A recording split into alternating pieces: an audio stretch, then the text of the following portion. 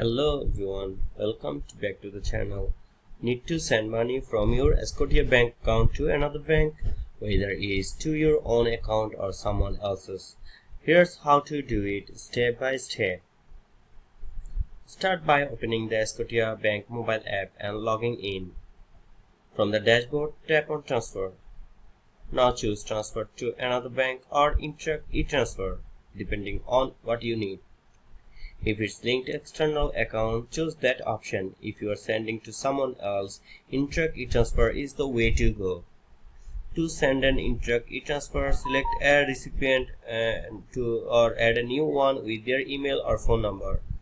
Enter the amount, choose the account you are sending from, and write a security question and answer if needed. Double check the details, then tap send money. That's it.